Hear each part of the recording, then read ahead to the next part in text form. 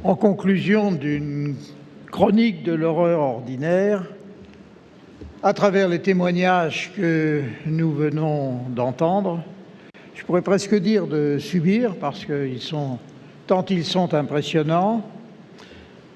Pour ce qui me concerne, je voudrais vous faire part d'un double sentiment. D'abord, le premier sentiment, c'est de me retrouver ici à Ashraf tout court.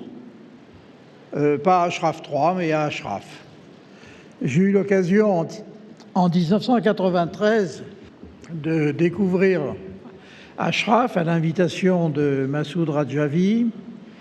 Et j'avais alors trouvé une organisation, une armée de libération nationale de l'Iran en ordre de bataille, avec des unités blindées, avec des équipages de chars entièrement féminins, tout cela parfaitement opérationnel, avec du matériel qui avait été conquis de haute lutte sur l'armée iranienne.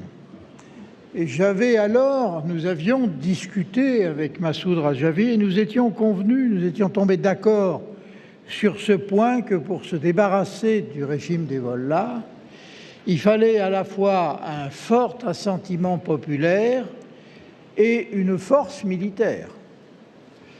Parce que dans le monde que nous connaissons, il est très difficile de se débarrasser d'une dictature sans avoir l'appui d'une force militaire. Et c'est la seconde leçon à laquelle je veux en venir, c'est qu'aujourd'hui, et à la suite de toutes les péripéties qui se sont abattues sur la résistance iranienne, qui a eu l'immense mérite de leur survivre, grâce en particulier à notre lâcheté, à nos insuffisances, à nos oublis, eh bien, en dépit de ces attaques virulentes qui avaient abouti, il faut tout de même s'en souvenir, à la mise au ban, c'est-à-dire à la déclaration comme organisation terroriste de l'organisation des Moudjahidines du peuple d'Iran, il a fallu obtenir de haute lutte, après des combats juridiques et judiciaires difficiles, la résistance a réussi à surmonter cette période extrêmement difficile. Mais le combat, il faut maintenant reconstruire une force capable effectivement de faire tomber ce régime.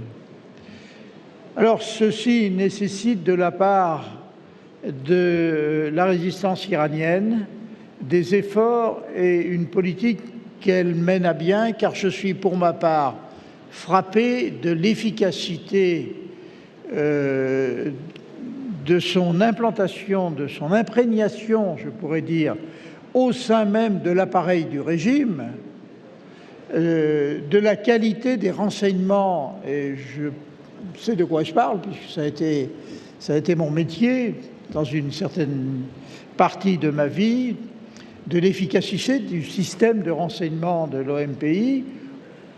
Devons-nous assister en spectateurs à cette remise en cause du régime iranien, ou avons-nous le pouvoir, et surtout le droit, et surtout l'obligation d'y contribuer? C'est ce que je crois. Et je pense que les appels qui ont été lancés tout à l'heure à la reconnaissance de l'OMPI comme représentant du peuple d'Iran sur la scène internationale est la seule voie qui nous soit ouverte, et c'est en tout cas la voie sur laquelle nous pouvons les aider, sur laquelle nous pouvons prospérer avec eux.